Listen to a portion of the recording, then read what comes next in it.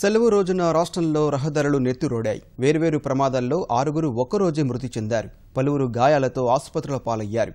రాష్ట్ర వ్యాప్తంగా పలుచోట్ల రోడ్డు ప్రమాదాలు విషాదాలు మిగిల్చాయి.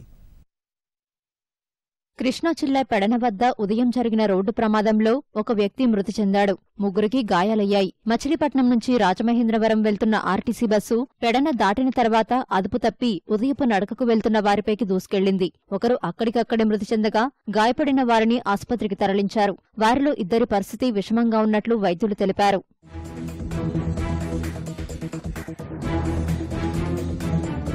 పశ్చిమ గోదావరి జిల్లా పాలకోడేరు మండలం గొల్లల కోడేరు వద్ద జరిగిన ప్రమాదంలో ఓ వ్యక్తి మృతి చెందాడు. ఇద్దరు ప్రయాణిస్తున్న ద్విచక్ర వాహనాన్ని కొవ్వాడ నుంచి వస్తున్న లారీ ఢీకొట్టగా గరగపర్రకు చెందిన వ్యక్తి అక్కడికక్కడే ప్రాణాలు విడిచాడు. ఈ మృతిపై దళిత సంఘాలు అనుమానం వ్యక్తం చేయగా విచారించిన అనంతరం వాస్తవాలు తెలియజేస్తామని పోలీసులు తెలిపారు. నెల్లూరు జిల్లా తడా మండలం పన్నంగాడు వద్ద ఘోర రోడ్డు ప్రమాదం జరిగింది. ఆగి ఉన్న లారీని కారు ఢీకొట్టిన ఘటనలో ఇద్దరు మహిళలు చనిపోయారు. మరో ఇద్దరు మహిళలతో పాటు డ్రైవర్కు గాయాలయ్యాయి. బాధితులను చెన్నైవాసులుగా గుర్తించారు. విశాఖ జిల్లా పరదేశీపాలెం వద్ద జాతీయ రహదారిపై జరిగిన రోడ్డు ప్రమాదంలో ఒక యువతి మృతి చెందింది. మరొకరికి గాయాలయ్యాయి. ద్విచక్ర వాహనాన్ని లారీ ఢీకొట్టడంతో ఈ ప్రమాదం జరిగింది. ప్రమాద సమయంలో ద్విచక్ర వాహనంపై ఉన్న యువతి ఒక్కసారిగా ఎగిరి అక్కడే ఉన్న క్రషింగ్ యంత్రంపై పడింది.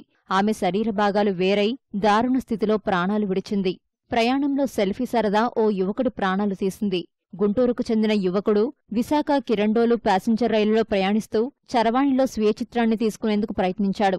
అదుపు తప్పి చిమిలిగూడ వద్ద రైలు నుంచి కిందపడి మృతి చెందాడు. ప్రమాద కారణంగా గంటపాటు రైలును నిలిపివేశారు.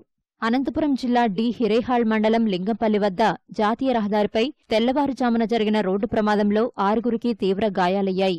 వ్యవసాయ కూలీలు చిరు కూరగాయలు అమ్ముకునే వ్యాపారులతో వెళ్తున్న ఆటోను లారీ ఢీకొట్టగా ఈ ప్రమాదం జరిగింది. ఆటో తుక్కుతుక్కయింది.